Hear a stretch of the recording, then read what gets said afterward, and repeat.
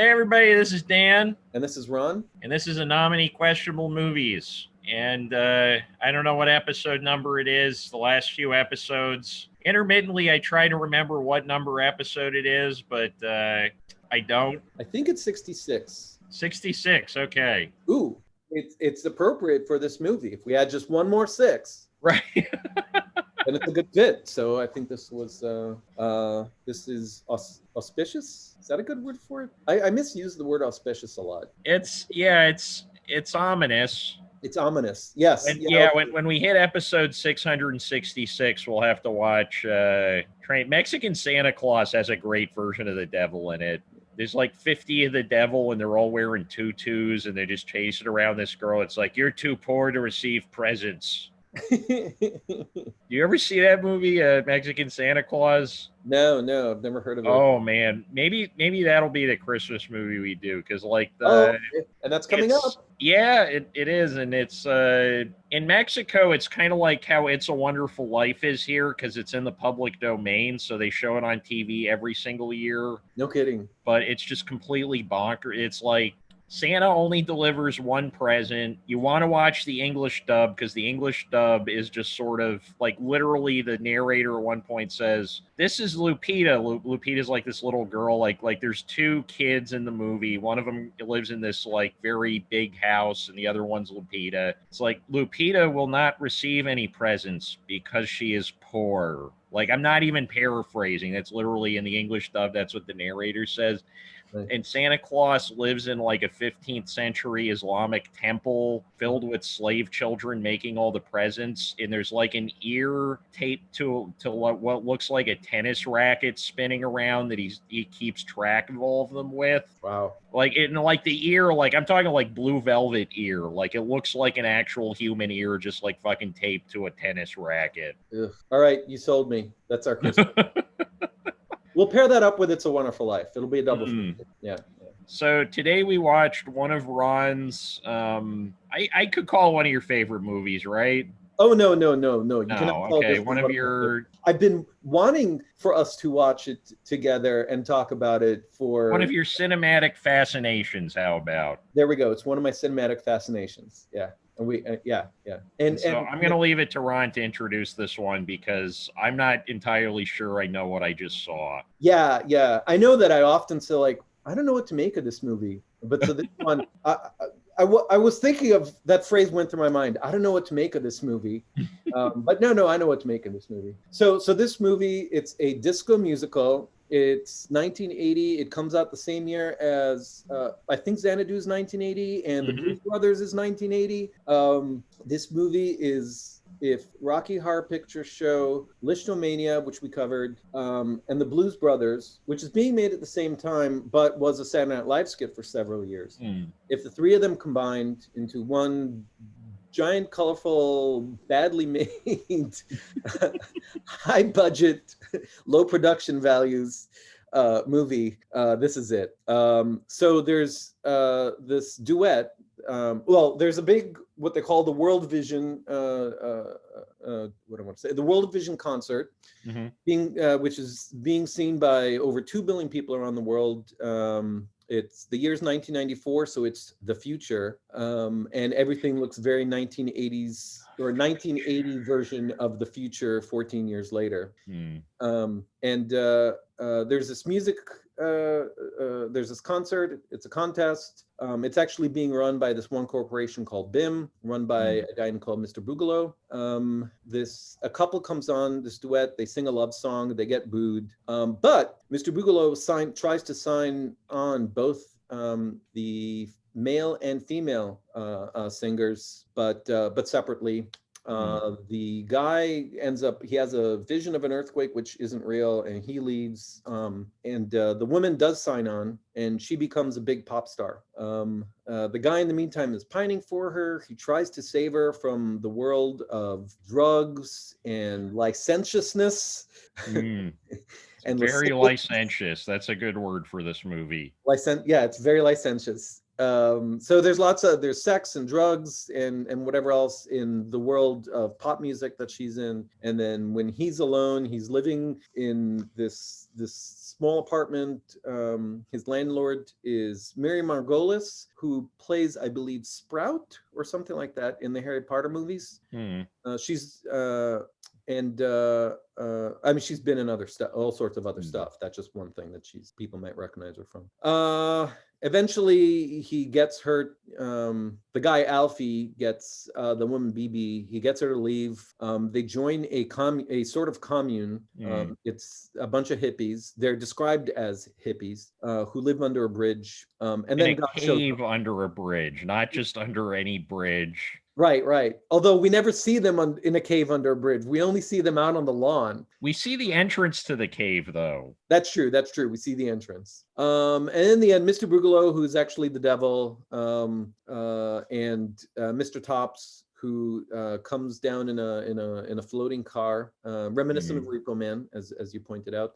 He comes down and he takes all the children of love up to the skies with him, and he's going to go start a new planet. Right, and not featured but implied is the fact that all the children of love have $1.25 in quarters and a packet of applesauce on their person as they enter the flying car.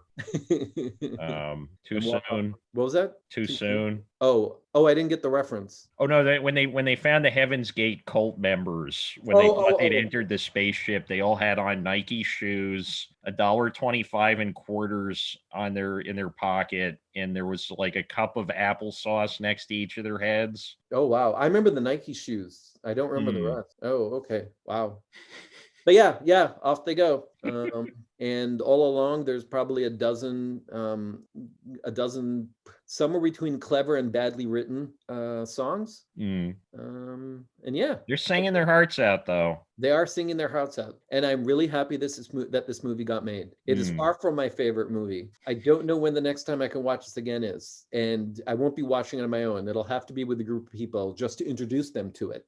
Right, yeah, if you're watching this movie by yourself, like, you're doing it wrong. Yeah, like that's a sign that the lockdown's going on for too long. Yeah. Now, the reason I've been wanting to watch this so much is because I have seen it before. But I was in a ketamine hole for part of it. Ketamine hole. Which means that you saw it one more time than whoever edited it. What was that? Which means that you've watched it one more time than whoever edited the movie. Are you sure it's not two more times? 2 more times. I'm not sure that the editor saw the final edit. I think they just put some stuff together and just like, yeah, it's a movie. Does the order matter? This scene might go, I don't know. These scenes maybe they should be transposed. Yeah, it works. I don't know, whatever.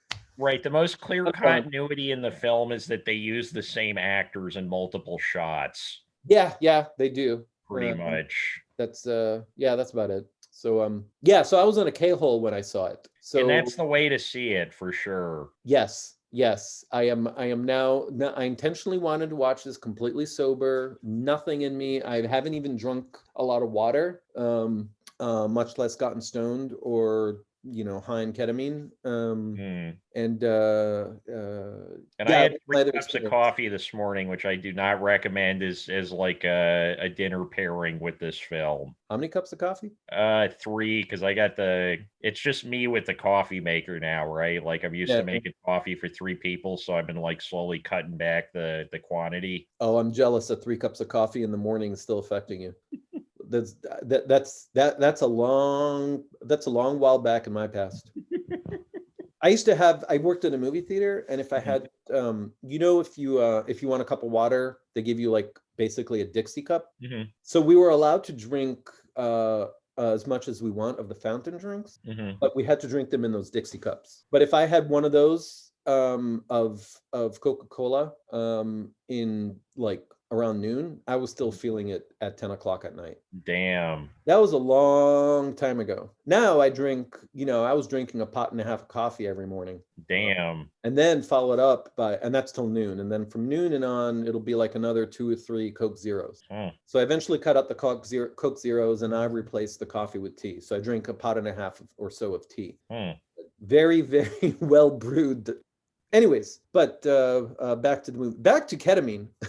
But yeah, this is sort of like everything that's insane about Xanadu, but without the coherence of Xanadu. Because I think we did come to like a reading of Xanadu when we did that episode where it came together as this sort of starter pistol for the 80s, right? Yeah.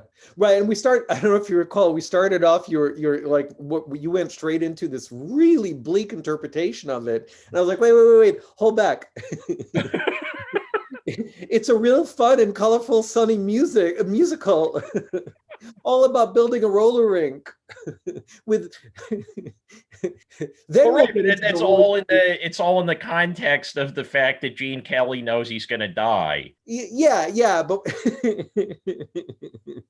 but first we got to get through his living. and then we'll get into the fact that it's all in the context of him knowing he's dying. So right, I mean, he's going from like singing in the rain to buried in the rain, right? Yeah. But this one we could start talking about the bleakness from the start.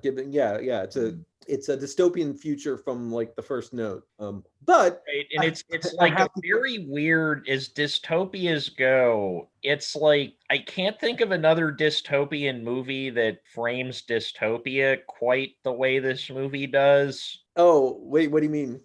Well, okay, so there's beyond the fact that they never quite explain what's so awful about this future, besides the fact that everyone persecutes hippies, which I think was going on in the 80s anyway. Yeah. The thing that stuck out to me as a strange is there's like a musical number where the BIM government just basically orders everyone to have a song and dance number in the middle of the day, and it stops. Like you see everybody that works in the Coca-Cola factory, because Coca-Cola still exists in this dystopian future. And it looks exactly the same, even though everything else, like every drinking glass looks like a clear vase that you would buy at IKEA. Every martini glass looks like you could take a bath in it, so on and so on and so forth. They stopped production for 10 minutes to have a song and dance number, which is the opposite of like every other framing of dystopia. I think usually revolves around notions of advanced capitalism, which would suggest that the people never stop working, or their lives are entirely designed around the idea of them working. Mm-hmm. Whereas the dystopia here is that I guess this is like a conservative's idea of a dystopia. Like in certain ways, this is a movie about conservatives who are closeted. This is like a log cabin Republican dystopia. What do you mean? Okay, so like their idea of the worst thing in the world is everybody stops working for 10 minutes if we're to believe this is actually a dystopia. Yeah. As we've seen from the response to the pandemic, that is most conservatives' notion of the world ending is everybody stopping working for 10 minutes. Right. The evil people or the quote unquote evil people, they never really fill in a whole lot of why they're evil beyond the fact that they don't want Alfie and BB to go, do like boring white people stuff together, which they do in the beginning. He just won't sign that contract. Right. Is basically that we're going to be forced into gender ambiguous dance numbers every 5 minutes, which if you listen to like Republican propaganda, that's their idea of what the left is at this point. Like they're going to get rid of gender. They're going to force everybody to wear shiny underwear. They're going to force everybody to stop working for 10 minutes at the Coca-Cola factory. The red, white, and blue will be reds, whites, and blues. Right. And if we go with the hippie version of that, it's that everybody's going to become a hippie. Everybody's going to stop working. And then we're all going to be stuck living under a bridge with no iPhones. But wait, why is it the log cabin Republican version? Well, because the movie, log cabin Republican might not be the exact right way to phrase it, but the movie only seems to be, or it seems to enjoy itself the most when it is indulging in these like very queer dance sequences. Right. Despite the fact that they're framing them as dystopia, which suggests to me that as Shakespeare once said, thou doth protest too much. I'm trying to think of where the focus is. Imagine you're watching Star Wars, but most of the time you spend time on the Death Star, right?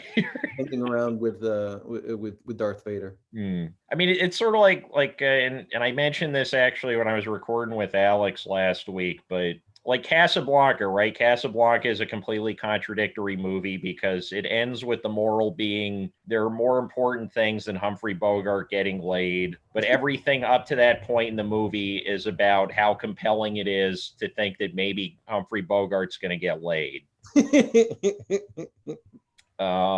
It works in that context. In this context, and there's a lot of movies where I feel like the thing the person wants to think the movie is about on like a surface level, everything is just contradicting that. Like everything about the production, everything about the writing, it's like one giant Freudian slip. Yeah, this movie is totally indulging in I want to say the downside. It's totally indulging in what at least the moral of this, what it finds reprehensible. Right, because I guess that kind of like reflects on the modern meaning of decadence, right? Mm-hmm. Like, isn't that kind of weird? Because the root word is decay. Like the original meaning of decadence is the state of decay, but now it's considered just kind of nouveau riche excess. Yeah, I guess it's taken to mean excess as opposed to decay. Yeah. Although, yeah, okay. I could see the intonation. Is that the word I'm trying to think of? But a close association with the notion of decay and rot that excess doesn't have. Yeah. Yeah, and I think that started out with like usages around the idea that this excess and nouveau riche culture was going to rot out traditional social values, etc., which, can't say that was necessarily wrong. Uh-huh. I mean, society is not in a great place, and we have more nouveau riche than we ever had ever in human history, as far as I'm aware. You're actually you're unintentionally, I think, saying something positive. In how many people have actually made it to be nouveau? Are you talking about relative terms, or are you talking about in absolute terms?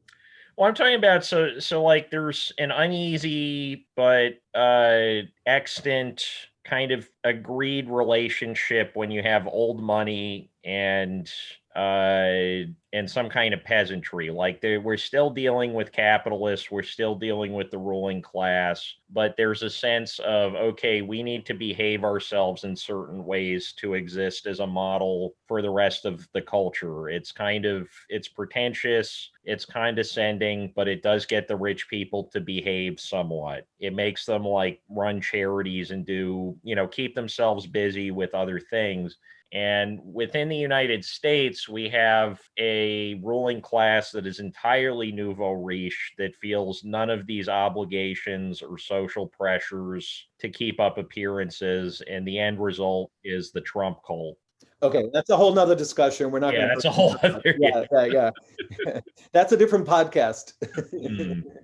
Oh no, but I was saying you're saying more than ever. But are you talking about in absolute terms or in relative terms? In the sense that like most of the people who are millionaires or billionaires right now are not coming into it or not coming into it at least with a sense of it coming from some kind of lineage tradition or overbearing social pressures, because like shame, guilt, and noblesse oblige. Noblesse oblige is missing. Yeah, noblesse oblige is a much better way to put it. Yeah, that is the superego, as Freud would put it, is extremely important in keeping the rich from literally burning down society and destroying all the natural resources, culture, etc., because otherwise they're just going to, as they are doing now, indulge the id. They're indulging their there's like large parts of the Republican Party that are openly pro-pedophilia and child trafficking at this point. There are, the whole idea of like politeness, manners, and a reserved persona in public is completely gone. They're just sort of like, okay, I'm going to make these large, extravagant displays of my power right now. And the only way, and because that's an escalating thing, it's just going to lead to more and more sadism and destruction for the point of displaying to themselves that they have the power to destroy things. So speaking of the apple. Speaking of the apple, yeah. So the Boogaloo, Mr. Boogaloo, the devil in this movie With one horn, the devil with one horn. the devil with one horn. He looks kind of like, honestly, he looks like a Jewish racial caricature from the turn of the century. Oh, you're right. He totally does. Yeah, he 100% does. The nose and the beard. Yeah. Right, and he's the guy with the money, right? So it ties into the like the Jews have the money thing. He's got the accent. He's got the accent.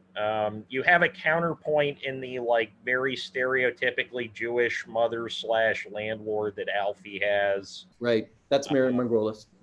And that whole sequence, I mean, there's so many things in this movie that, right? Because like Alfie, she's clearly acting like his mother, but the way that he gets out of paying his rent is by like basically going up and fondling her breasts.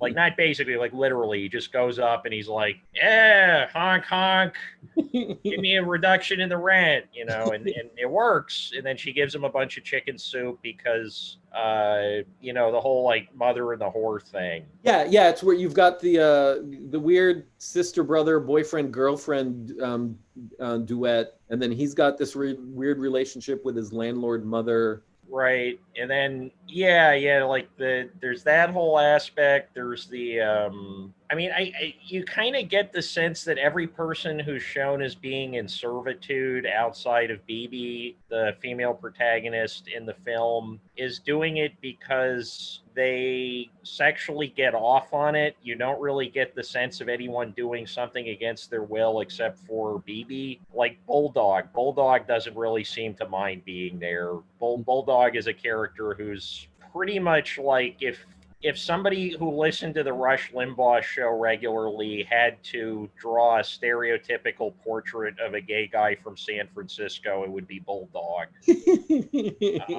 Or who's Mr. Boogaloo's like right-hand man, the guy who keeps changing outfit. We see him in like a silver, not thong, but like basically a very tight Speedo at one point. Shake. Shade, yeah. And Shade is... Shake with a K. Cake? Shake, S-H-A. Oh, Shake, okay. Like Aqua Teen Hunger Force. Like Dancing Shake. What? Aqua Teen Hunger Force? Yeah. Yes, like Shake like that, yeah. I like our reference points. Mine was Shake, dancing, which is like, well, that's not the first word that comes to mind. And yours was Aqua Teen. It's like... Neither of us came up with like McDonald's Shamrock Shake. I don't know. It's a milkshake. It rot your brain. It just repopulates it. Yeah, neither of us went straight to milkshake. That would have clarified it. It's funny because I made a milkshake the other night. Yeah, see, there you go. That's you should have thought of that. I didn't have a milkshake. Oh man, it was good. I didn't realize how easy it was to make a milkshake. Oh, what do you have to do? Literally, you just put ice cream and milk in a blender, blend it, pour it out, you're done. Oh, okay. All right. Wait, isn't that a if you put more milk, it's a malted. Isn't that a frap technically? What you just described? So with a frap, you're usually using like liquid ice cream. Like I don't know if you ever worked at a coffee shop, but they get the ice cream in. It comes in like what looks like milk cartons, and it's already liquid. Okay. So with a milkshake, you're using frozen ice cream. But yeah, pretty much it's like a semi-frozen frap, give or take. Okay. Although I think a frap also has some kind of coffee in it. No, not necessarily. Or espresso shot or something, but I could be wrong. No, I don't think you have to have that in there. Okay. But I wasn't sure about the mixing the milk and the ice cream and stuff. Yeah, I think it's like 3-to-1 ice cream to milk. Although, depending on how thick or liquidy you want it, you can change that. But yeah, literally 2 seconds, you're done. Put it in the blender, pour it out. You got a milkshake. Cool. But what were you gonna say? You were talking about Shake? Oh yeah. So Shake is pretty much what, again, to go back to this like kind of hyper real average of every Rush Limbaugh listener, that's probably what they think RuPaul looks like. right? Or like that's their idea of like a gay black man. Shake is. Yeah, definitely. Um, He's as swishy as he possibly could be. But he commands authority. He commands authority in that.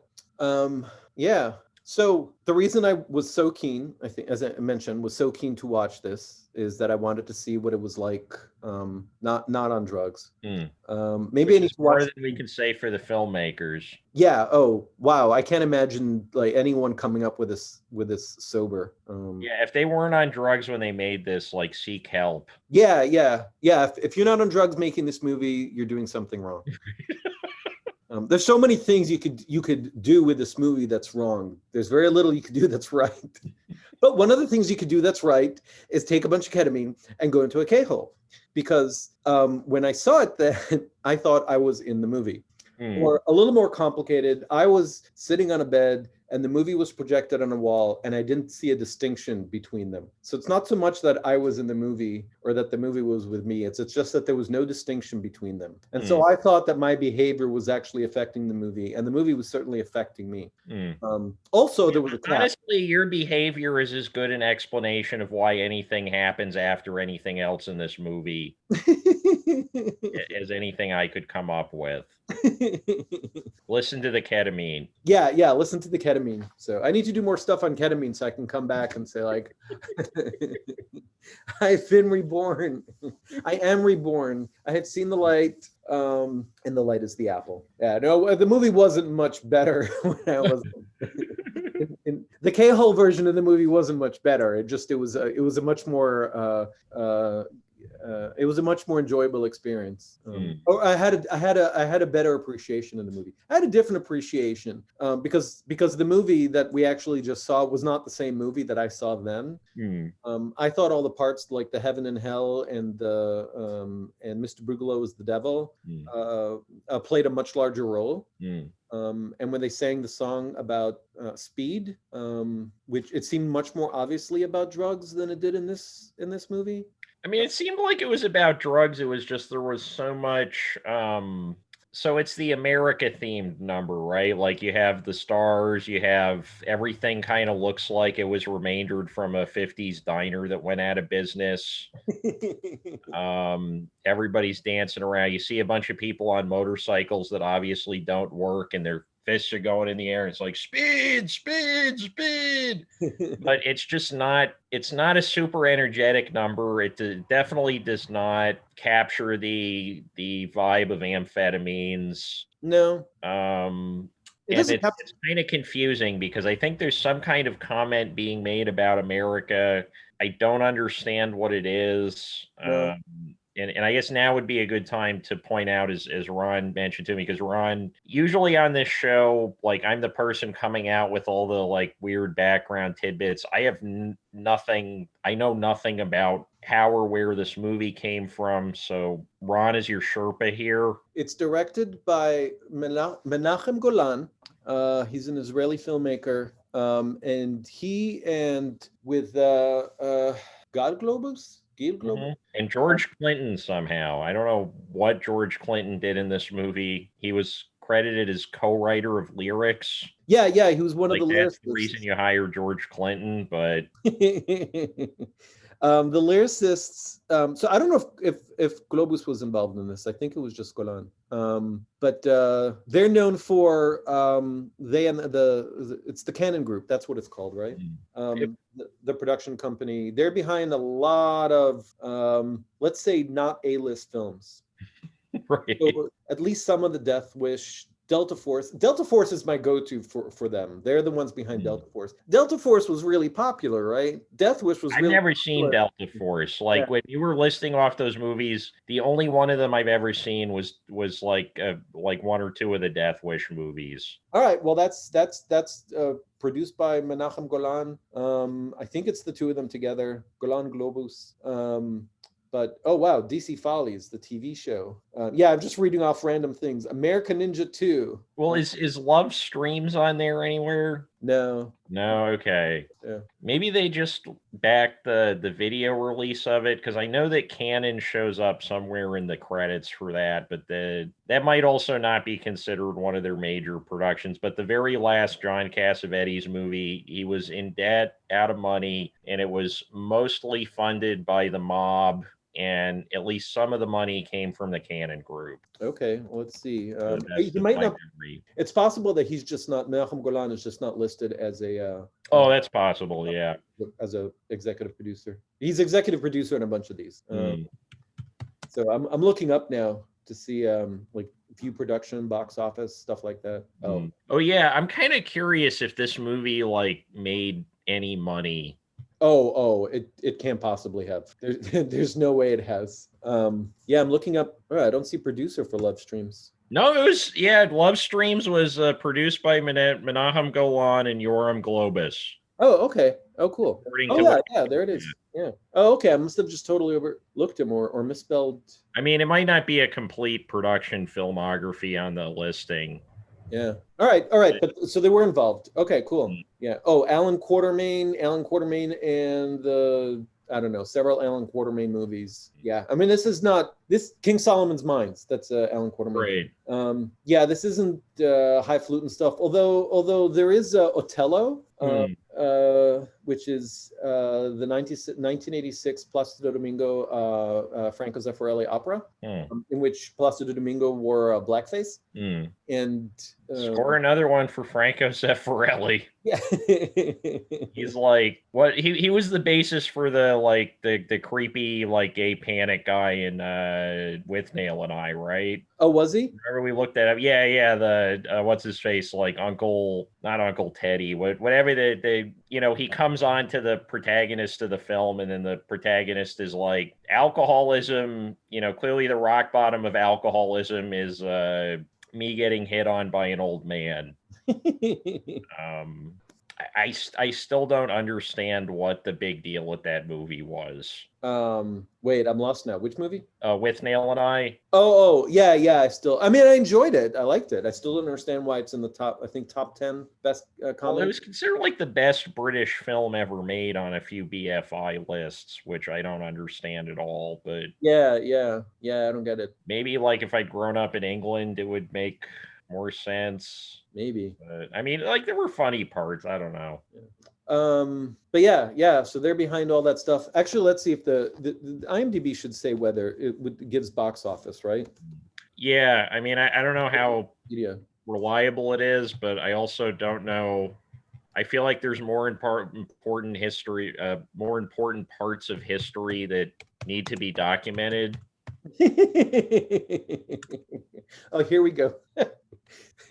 Gross domestically 15,207. Gross worldwide 15,207. This has to be the wrong movie or something. Yeah, it's the wrong movie called The Apple. The Apple. After 12 years of imprisonment by their own parents, two sisters are finally released by social workers to face the outside world for the first time. Ooh, wow. Yeah, that's not the same movie. Oh, here we go. Okay, it cost $5 million to make, which I could totally believe because it doesn't look like a cheap production. It just doesn't look like the money was spent wisely. Although it's also under box office, it's just saying budget $5 million. So maybe, and the tagline was a funky fantasy that will rock your world, which I guess, I mean. Did it rock it? It No, it did not. It was part of my Monday evening. I could go that far. You loved it that much? No, I mean, it was pretty enjoyable. Yeah. No. Yeah, this wasn't a good movie. This was not a good movie. But like I said, I'm glad it exists. I'm glad that, I love watching the Rocky Horror Picture Show. Oh, I didn't mention Little Shop of Horrors. That comes out later, but it's still. Not the Jack Nicholson one. What was that? Not the Jack Nicholson one. I mean the Rick Moranis, Steve Martin, Ellen Green, based on the Broadway musical. But yeah, I like those kind of movies. hey, I'm one of the few people in the world that actually enjoyed Cats. That probably had to do with Like my, unironically, not ironically, I actually not enjoyed. ironically. Yeah, but I also sang along. I was able to sing along to almost the entire thing. I'm like waiting for the Snyder cut of Cats. Like I feel like this whole idea of Snyder cuts is being wasted on Justice League. I want to see the Snyder cut of the Apple. I want to see like there's I so want many movies, like the Snyder cut of Lawrence of Arabia. It's like 9 hours long and involves Aquaman. the Snyder cut of Scenes from a Marriage. Oh, yeah. Oh man, I should watch that again. That's my favorite Bergman movie. I've never seen it. Oh, it's so good. The 6 hour, so there's a 3 hour theatrical cut that was released in the US, and that's what most of the until Criterion released it, that's what most copies of it you're gonna find are. Uh-huh.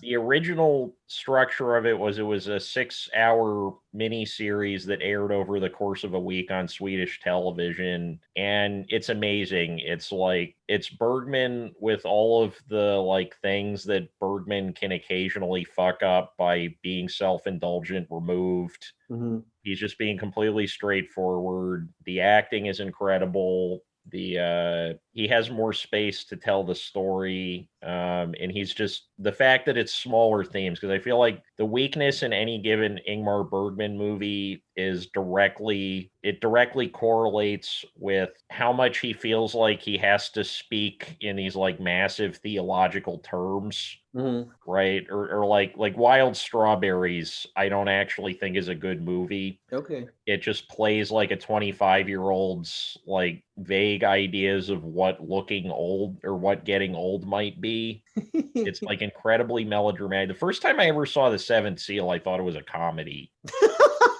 I swear to God, like I watched it. I was in middle school. I just watched all these Woody Allen movies.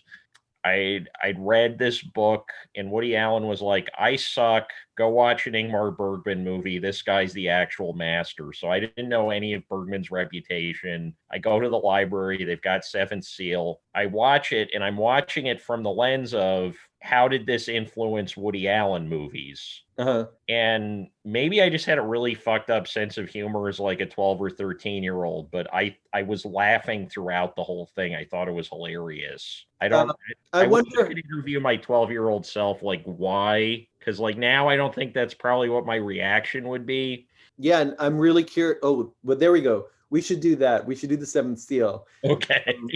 And like try to figure out why I thought it was so funny. Because I swear to God, I was like falling over laughing the whole thing, and I was like, wow. And I wasn't laughing because I thought it was bad. I was laughing because I thought it was genuinely intended to be funny. Okay. Well, I wonder how much of that is the framing. You saw this as, oh, what inspired Woody Allen to make his ha-ha films? Who's the Ingmar Bergman character? Hey, yeah. Right. Right, and that is one of my favorite, like maybe my favorite Woody Allen scenes, the end of Love and Death, when he's doing the clear like rip off of Bergman's persona. You got Diane Keaton and the other actress, and they're just like, wheat, fields of wheat, so much wheat. I knew that line before I ever saw the movie, because my friend who introduced me to it used to say it like in reference to it all the time. So that was his summary of the movie. So fields of wheat. So the apple. The apple. So it is. It's a Bible reference, obviously. We even have a big apple that the devil gives to Eve, Bibi. The devil, Mr. Boogaloo, gives to Eve, Bibi. Right, and I guess the moral of the movie is that becoming a famous and wealthy pop star is equivalent to falling from grace and discovering sin and being cast out of the realm of heaven. And I guess that makes the ending make a little bit more sense. Like the hippies, because they reject the pop star culture, they're the ones that are allowed to go into the glowing I don't even, it's not a taxi, it's just like a glowing car. Yeah, it's a glowing car. They don't get in the car. They're walking up this invisible ramp up into the sky. Heaven's ladder, in the words of Mr. Show. Actually, yeah, Mr. Show, that was a thing that I thought about. So did you ever see that Mr. Show sketch where it's I think the name of the sketch is San Fantastic. It's in the second season, I believe, and it's pretty much the tourism board of San Francisco is like, nobody's coming here because they think that it's filled with dirty hippies. So here's like a musical number to get everybody to come to San Francisco. And it's one of the most over the top ridiculous things I've ever seen, but it's totally, oh God, there's like, I found it on YouTube. Yeah, it should be on YouTube. I'd have to watch it again to say exactly what, but like a lot of it feels like this movie. Do you want to watch it right now? Sure. All right, Here, let me pause. And he keeps forcing. Okay, so we just watched the San Fantastic episode? Yeah, they called it New San Francisco on the on YouTube, but I think the DVD calls it San Fantastic on the menu. Okay.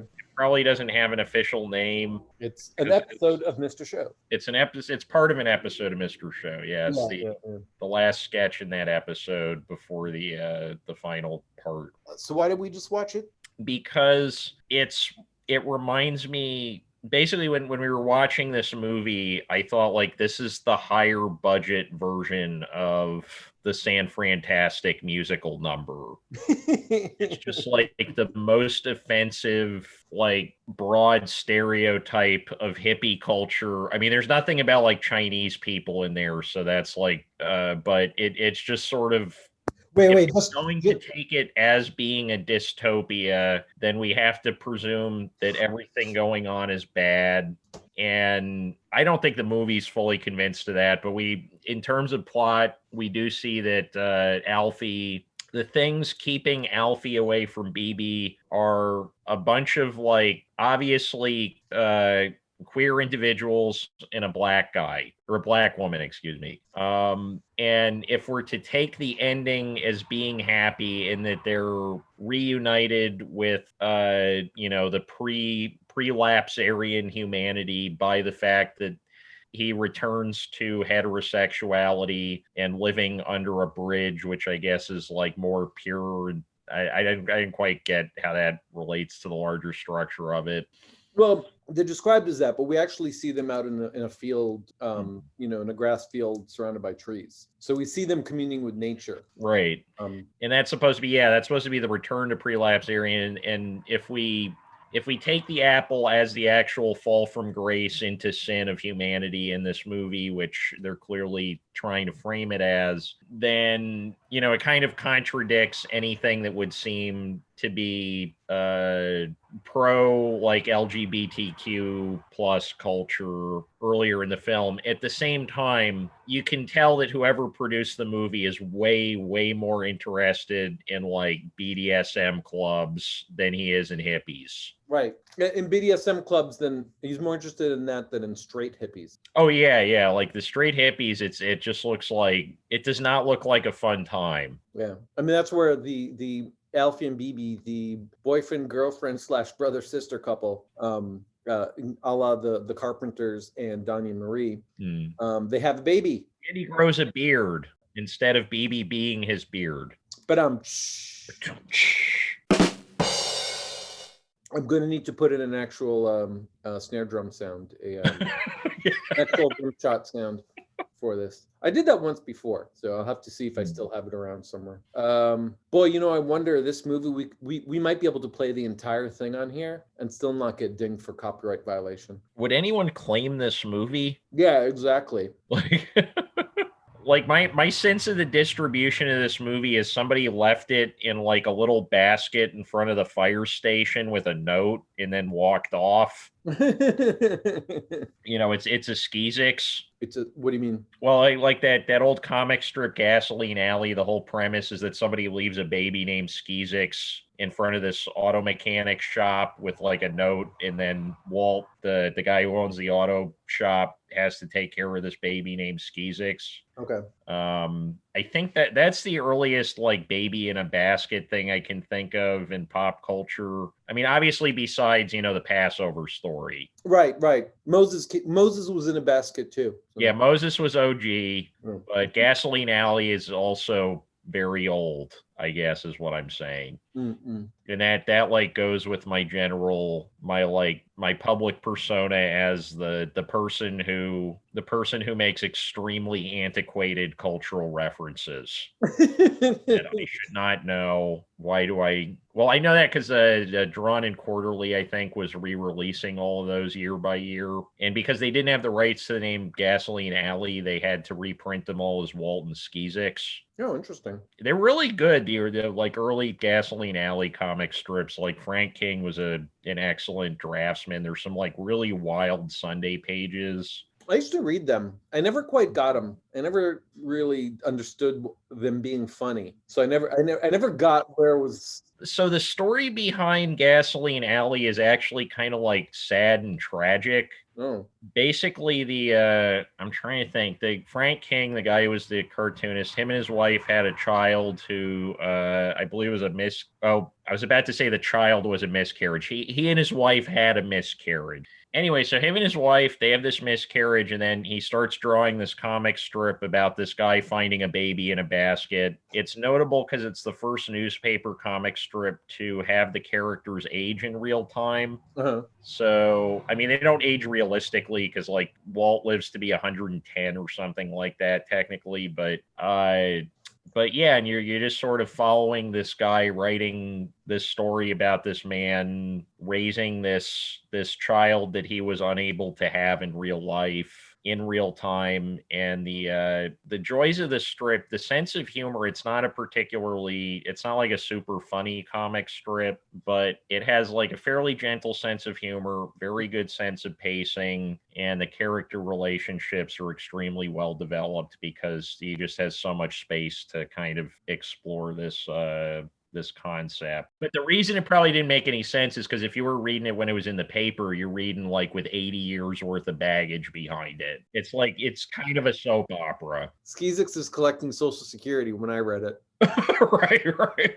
And that makes sense because it started in, I think, 1923. So you would have been reading it right around the time he was ready to get Social Security. Yeah. But, if you're talking about relationships and building them up, and what am I trying to say? Not advancing them, growing, and the depth of the relationships between people that you get. Sorry, I can't say it without cracking up.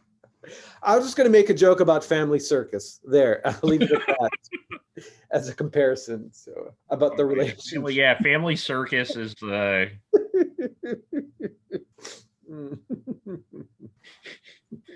And if the apple was a comic strip, I think it would be Marmaduke.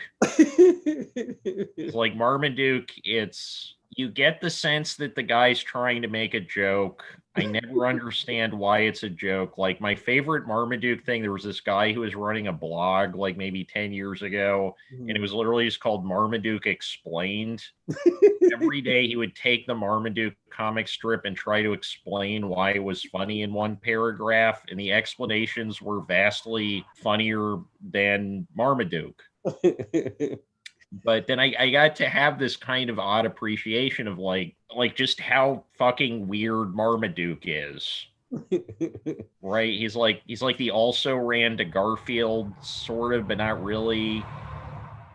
I'm not sure which happened first, Marmaduke or Garfield, but... Wow, this is awesome. Oh, you found the blog? It's still up? No, I found something better. What'd you find? I found Marmaduke. I found a new panel, a new, is episode the right word? No, what do you call it? Every day? No, it would be just a new panel, I think, because they're not strips. Is that the right word? Okay, a new panel. Marmaduke is lying on the ground with empty cans of whipped cream all over. There's white gunk all over the floor and on him. He's lying on his back. He's got one can in his hand that he's squeezing, and the thing is flying, and the girl yells out, "Hey, Mom, remember that package of whipped cream you bought at the warehouse store?" Oh, he is so doing whippets. He's doing them a little wrong, but wow. Oh, whippets? Okay, I wasn't even thinking of the whippets thing. I was thinking that was supposed to be like Marmaduke just jerked off. Well, it's kind of what it looked like, and he's a big dog, and he's got a lot going on in him. But no, I bet he's doing it for the. He's getting higher. Oh, wow! Oh, this is great. All right, thank you. See that there's a paragraph that's needed to explain that it's not just that he's really enjoying whipped cream. There's something else about beautiful about like Marmaduke. It's like Brendan Fraser's voice. Like it's. Like, because Brendan Fraser fascinates me endlessly as an actor because it doesn't seem like he couldn't have been raised around humans. Like, he can't speak convincingly, like, not on the level of an actor. He just doesn't sound. It sounds like he just discovered who people were. And right, like in Encino Man, that's probably why they gave him that role in Encino Man. But he does that in every movie, like when you watch what was that movie with him and Elizabeth Hurley where she's the genie? Very important information. Brendan Fraser, Elizabeth Hurley. All right, let's see. Doing search. Bedazzled. Bedazzled, yeah, like a cheap dress, and it's he's just unconvincing. Like you get the sense he was dropped off in a spaceship. Huh. Interesting. You know what? I was just thinking, like, Brendan Fraser, whatever happened to him and all that. He's really active. And he is right now Cliff Steele / Robot Man on Doom Patrol. Huh, okay. Yeah. That makes sense. He would be the Tin Man, right? Yeah. Yeah, all right. He found his entire acting career out of his inability to convincingly act like a normal human being. And like I kind of admire that. But he hasn't done it like he doesn't have like a shtick about it. It's just sort of like he's the only person, if they ever made a movie about that feral child in Florida, he's the only person who could play the feral child. But he found his perfect role, the voice of the Tin Man, and it reminds me a little bit of Keanu Reeves. Keanu Reeves is great in Johnny Mnemonic. You ever see Johnny Mnemonic? No, but like Keanu Reeves, like when he wants to, he can channel that like otherworldly quality into great acting performances. He just doesn't do it that often. Well, in Johnny Mnemonic, part of his memory is missing. They take out some of his memories so that there's room to put in other information. He carries information, sort of like a wet drive. So it affects his memory and his personality. Perfect. That otherworldly woodiness. And like Gus Van Sant in Do You Ever See My Own Private Idaho? Yeah, he's like perfect in that because he's supposed to be sort of aloof and not entirely engaged. He almost seems like more out of it than River Phoenix, who's supposed to be like narcoleptic and completely distanced from the world. I mean, I think honestly as like a right, because they're both basically like street hookers in that movie. Yeah. And right, like I think what Van Sant wants in that movie is like the emotional distance that would be created by being in that role, being sort of helpless in the face of fate and time and everything. That's why he always has those like shots of clouds moving overhead and everything. And Keanu Reeves is amazing in that movie. But then you got him in like, he wasn't bad in The Matrix. He does what he needs to do. I don't like The Matrix very much, but yeah, I wasn't a fan. I wasn't a fan. It felt to me like I'd seen all of it before in other movies. I can't place it, but it all seemed like it was a. See, to me, it felt like a Columbine movie, even though it was produced and shot before Columbine. But it seems like poetic metaphor for how one would prepare to do a mass shooting, right? He convinces himself that everyone around him is not real and is disposable. His first step is to get a trench coat and a bunch of guns, and then he just goes and there's like a bunch of scenes in that movie, like the famous the bank scene where they use like 200 something cameras, and you're watching him. He's just shooting up a bank. And like in 2020, that, you know, it just looks like a dude is shooting up a bank. It Right. doesn't look like he's escaping the Matrix. Right. Right. And like I think the Wachowskis are probably, they have some of the least thematic control over their own material that I've ever seen from any filmmaker or filmmaking duo team. Uh-huh. Um, and yeah, it's just very strange to me, right? Because like in those like incel, uh, like misogynistic, like quote unquote men's rights movements, most of their terminology, right? Because they call it getting red pilled. Their terminology is coming from a movie by two trans women. Right.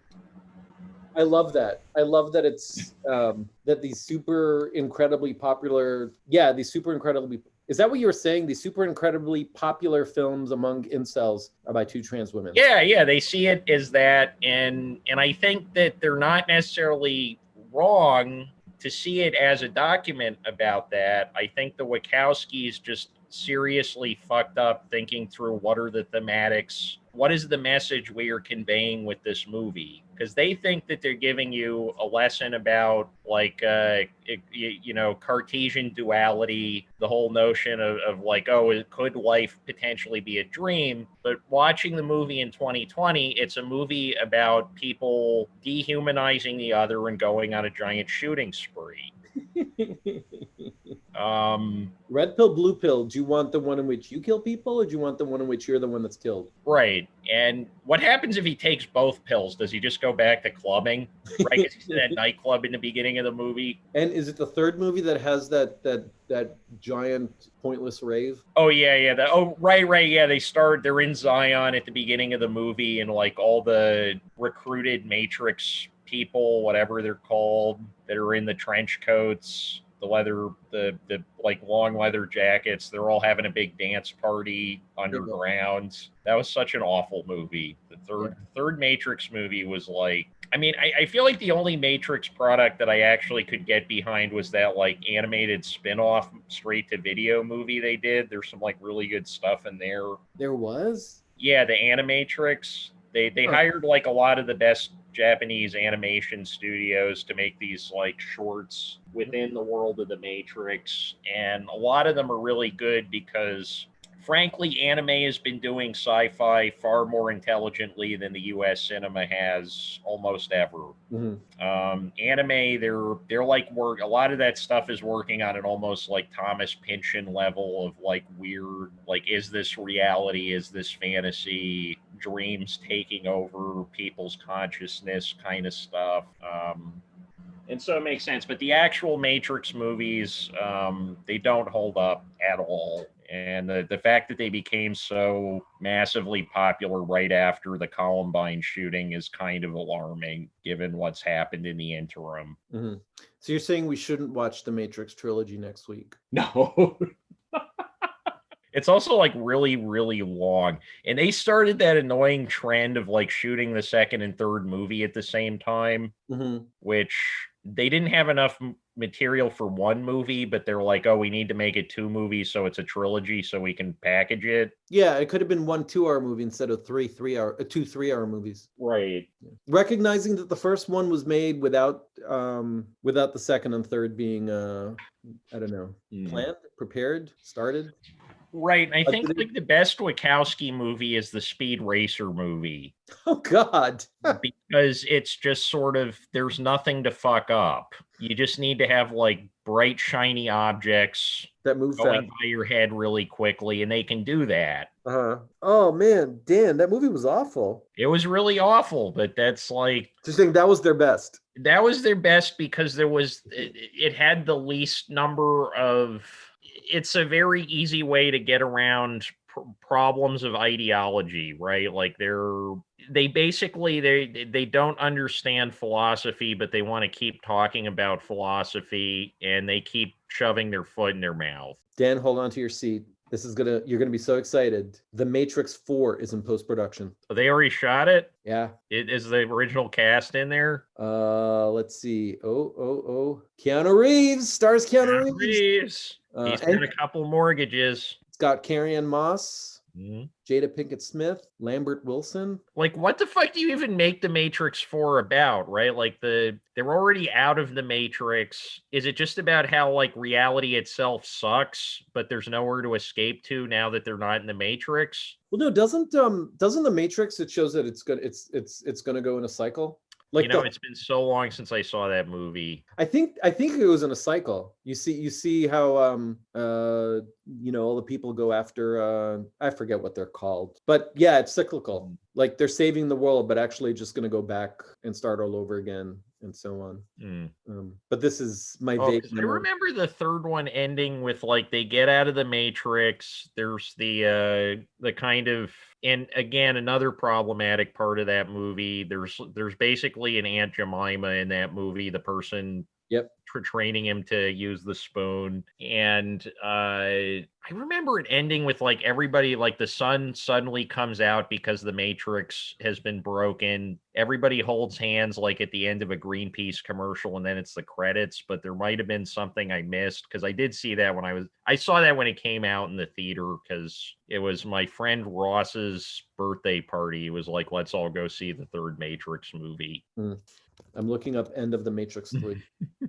Like, what you're saying sounds like something from a much better movie than I remember it being, but I could be wrong. I remember, like when Trinity dies in that movie, it was so overdone. I, like, burst out laughing in the movie theater, and everybody around me just gave me death stares. I guess, okay, according to all these endings, it says that love at the end of the series is ultimately what secures the human victory. That sounds like what I remember, yeah. Everything that has a beginning has an end, and the war will conclude. Okay, yeah, okay, I guess I totally misremembered the end of the Matrix. Yeah, you definitely, you probably could have written a better version of the Matrix based on your misrememberings. That sounds like a way better. I think there was an anime that ended like that, but I can't remember. Wow, I'm reading an article. This is on Looper. I don't know what Looper is. The first movie is sort of classic in its approach, and the second movie is deconstructionist and an assault on all the things you thought to be true in the first movie. The third movie is the most ambiguous because it asks you to participate in the construction of meaning. See, who said this? Somebody who has an undergraduate degree, that's for sure. Probably from a liberal arts college somewhere on the East Coast. Lana Wachowski, the director. Oh, that was the director talking? Yeah. You know who I like to hear explain at craft are chefs. Chefs? Because I can use some of it later. I mean, I feel like there are people, like when John Cassavetes would talk about his movies, it's usually a pretty interesting discussion. Like that classic, the book of Jean-Luc Godard interviews. He's a really interesting interview subject when he's talking about his own work. Everything in that quote you just read suggests to me like somebody took a freshman philosophy course. They introduced postmodernism. The kid picked up the buzzwords and never understood the larger context of anything they were talking about, which is backed up by what goes on in the Matrix movies. Because every like big, like the Matrix is about philosophy thing that I've ever read. The philosophical concepts that they're talking about are usually the first 2 or 3 things that they introduce you to in an introduction to philosophy or theology course, right? Like Cartesian dualism is not the deep end of the pool. So if you show up for the first 2 lectures and then blow off the remainder of the semester, this is what you got? Right. The reader has to create their own interpretation. To me, is just like somebody read Bart's Cliff Notes and then regurgitated it word for word. Like, wait, can you read that quote again? Because I'm still like puzzled, like how. Yeah, here we go. Okay. The first movie is sort of classical in its approach, he said. And the second movie is deconstructionist and an assault on all of the things he thought to be true in the first movie. It's a car chase. It's a fucking car chase. The first movie, like how classical in what? Like classical in the sense of like a Beethoven symphony? Classical in the sense of like, is it classical just because it's been 22 years and it's like vaguely old now? Well, I don't know how long ago this was said. And then what did they say about, because the thing about the third one sounded to me like the philosophy class equivalent of like being in the art class and turning in a tampon in a teacup as your assignment because you slept in too late. Ooh, I'm not going to touch that one, but here, I'm going to read it to you. Okay. The third movie is the most ambiguous because it asks you to participate in the construction of meaning. No, it doesn't. It asks you to participate. You could say that about the apple and be completely, you could say that about literally anything ever. You could watch an episode of Seinfeld and say that. Right. There's ambiguity in Seinfeld, and the author, fucking YouTube poop videos, those like distorted King of the Hill Shrek videos.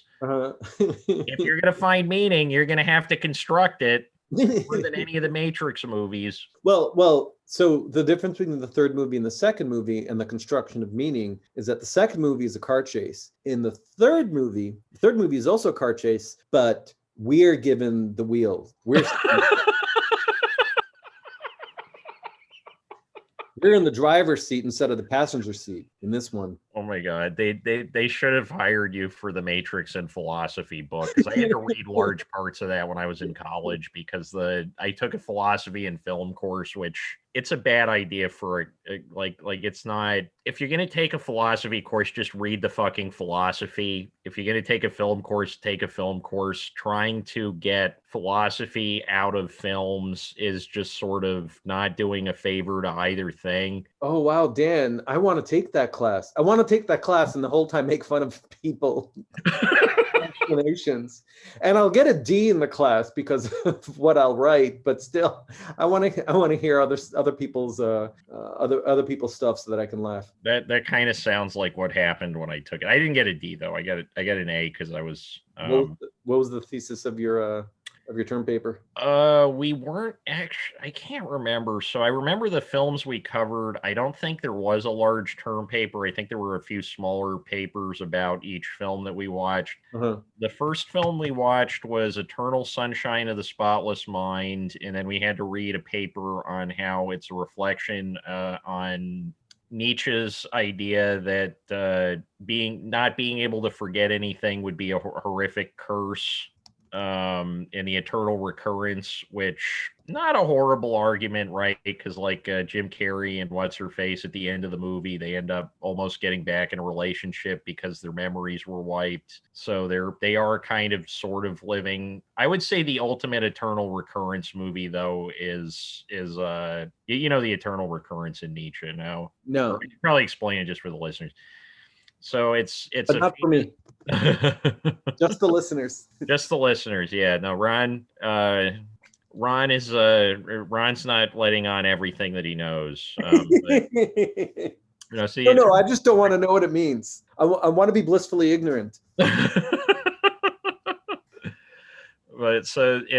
I believe it's in the Genealogy of Morals. I could be wrong. It's a famous passage. Basically, it's a philosophical problem, which, as we know, they're not like math problems. There's no correct solution, but essentially a demon in a philosophical writing is not the same thing as a demon in like a religious writing or sci-fi or fantasy or whatever. But basically somebody that asks you a big question is always called a demon for some reason or not always, but in a lot of philosophical writing. And it comes in the middle of the worst moment of your life and says you have to relive everything from square A exactly as you already lived it. If the demon comes and you say, no, I don't want to go through that shit again, then from Nietzsche's perspective, you have failed to affirm the validity of your own existence. Okay. And in Nietzsche, affirming the worthwhileness of your existence is a big deal because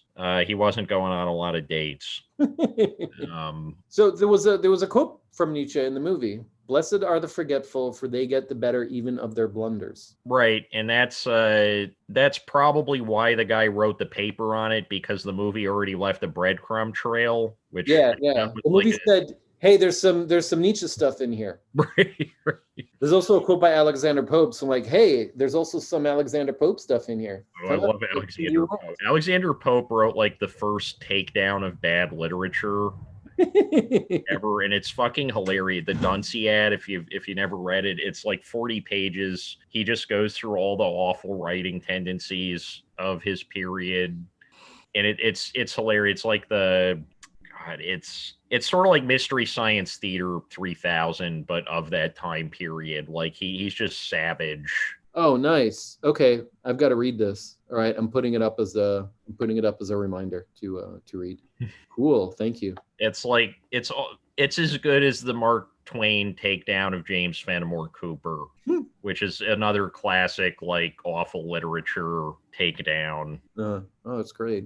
Wow, so we've got Marmaduke, Mr. Show, Nietzsche, Eternal, and the Matrix. Mm-hmm. And the Apple. And the Apple. All roads lead to the Apple. So if I watched this movie every day, would I never need to see a doctor? That's my I see what you did there. Audience. I see what you did there. Or is it like that old joke, like the what was it? The one person says the other person, does an apple a day actually keep the doctor away? And the other person says it depends how hard you throw the apple.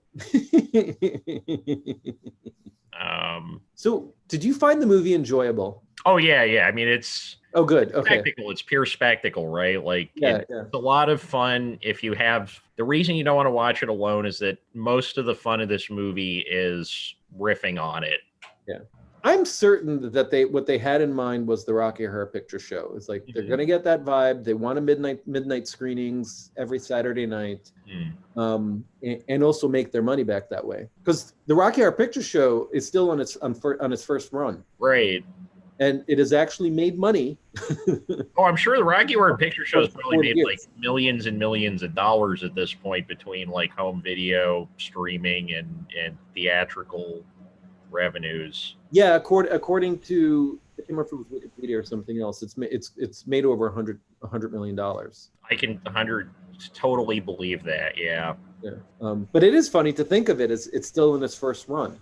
It has never left the theater, and is it 40 years, 35 years, 45 years? Mm-hmm. Wow. So I'm thinking this is what they were going for. And the Rocky Horror Picture Show it was only a few years old. It was only 5 years earlier, I think. So while they're making it, it's even like, Yeah, Rocky Horror was 75, right? I think so. Yeah. That's easy to look up, right? It's like 73 or 75, yeah. 75. 75. Right. So so it's like 5 years earlier. There's this notion of, okay, there's a market for these midnight cult movies, right, and things that are appreciated ironically. Yeah, it totally makes sense, because there's a lot of movies around that period that seem like the people making them, there's no way that they took it 100% seriously. Like there had to be some kind of cash grab element going on. Yeah. How are they planning to make back their money? Well, if this plays every Saturday night for the next 40 years.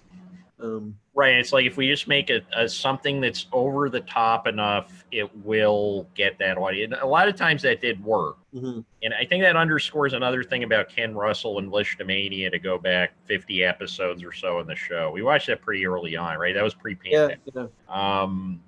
Ken Russell was deadly serious about what he was doing. Like, there's a lot of tongue-in-cheek humor, but the idea, there are ideas. There is a thing he is clearly trying to communicate. Mm-hmm. There is a worldview behind the spectacle that, I mean, there is a worldview sort of behind Rocky Horror. I would not argue that Rocky Horror is as ideologically coherent as Lishtomania. Mm-hmm. The Apple is sort of where that completely falls apart. It's just sort of like a bunch of shocking images one after another with songs. Okay. Wait, I can't remember the exact phrase. Did you say ideologically coherent, or what was the word you were using? Yeah, ideologically coherent. Like, Lishtomania is making the images have a clear relationship to each other, even if the plot doesn't necessarily follow in a linear fashion.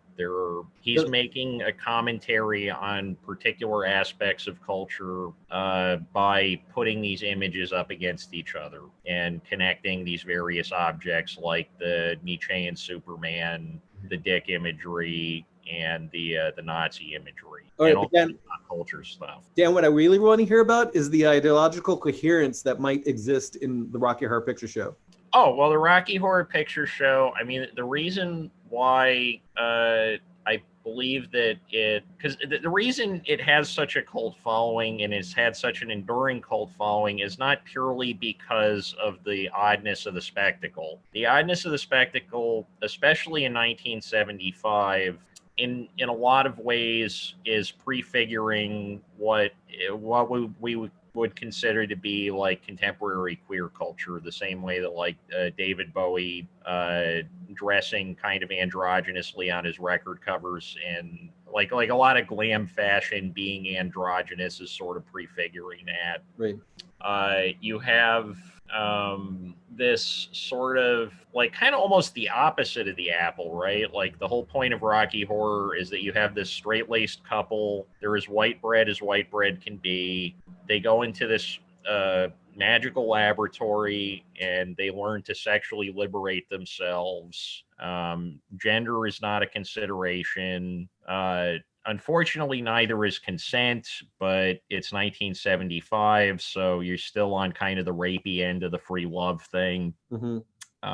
The best movie about the rapiness of the free love thing, though, was Fritz the Cat. Fritz the Cat, like, saw a lot of that stuff coming before a lot of other people were looking at it critically. But you have all that stuff. The visual aesthetics of it are very coherent, and the music is, you know, it's delivering, or at least expanding on or reinforcing the message of the visual aesthetics, which I would argue the visual aesthetics are the primary driving force of that movie. Don't dream it, be it, and that's the movie. Okay. Right. It's supposed to be like very sex positive, but in a way that can seem kind of forceful and not necessarily in tune with modern conceptions of how that's supposed to work. Because I mean, you basically do have these two people who are kidnapped and then forced into. Although, granted, that's a trope in a lot of like literary pornography. Mm. Basically the person being thrust into the situation that they secretly want to be in, but then they're sort of like, no, I don't want to be here. I'm this innocent, whatever, blah, blah, blah. And then it turns into some kind of depraved orgy of God knows what. Mm-hmm. And it's sort of like in Joseph Campbell's The Hero's Journey, right? He says that the hero has to be reluctant to become the hero or take the hero's journey, or else it seems like they're doing it for self-aggrandizement. So maybe it's like the purity of the discovery of the sexual experience in that particular construction of like pornographic or overtly sexual media production has to revolve in some way around the person putting up a little bit of a protest. Mm-hmm. I was feeling done in. Right. When I'd only ever kissed before. You mean she's and then she goes on to touch me. Yeah. Right, and that's like very much about queer culture, whereas the apple is just sort of just like there's a lot of signifiers, but not much really. It's not a sex positive movie, really. It's not a or at least like taken on the taken on the most surface level, Rocky Horror Picture Show is a very sex positive movie. Yep. Taken on the surface level, the apple is basically saying that like everything wrong in your life comes down to hanging out with a bunch of like stereotypes at a BDSM gay bar and not living in the woods and making children. Yeah. Okay. We see more sex in the apple than we do in Rocky Horror. This is true. But we indulge in it in Rocky Horror, whereas we're told it's wrong, that it's bad in the apple. Right, and even in the apple, like the most like genuinely, the most seemingly like not self-conscious sexual moment in the movie is when Alfie fondles his landlord. right? Like the rest of it, it's sort of, when he has the dream that there's a giant orgy with all the beds and everybody's wearing this shiny golden underwear. He wakes up, it's a nightmare, and he realizes he needs to leave his old life behind, kind of like the with Nail and I thing. And everything is about him. He doesn't find anything that he likes there, and it's all just sort of a thing that's degrading him, so he can't get back to being, the boring white guy for her boring white woman, like Donnie and Marie Osmond doing it. So any last thoughts on the Apple? The Apple, it's a singular experience, sort of, except for the parts that seem like other experiences. It's better in a K-hole. It's much better in a K-hole. There we go. Yes. Okay. So that's something we can agree on, that this movie is better in a K-hole. Much, much better. So, all right. Well, on that note. Sorry to K-pop your K-bubble. Your Konamini. Konamini. Konamini. Phenomena. All right. Well, this has been Anominy Questionable Movies. And I'm still Dan. And I'm still Ron. And this is still Anominy Questionable Movies. But now it's not. The end. See you next week. Take care, everyone.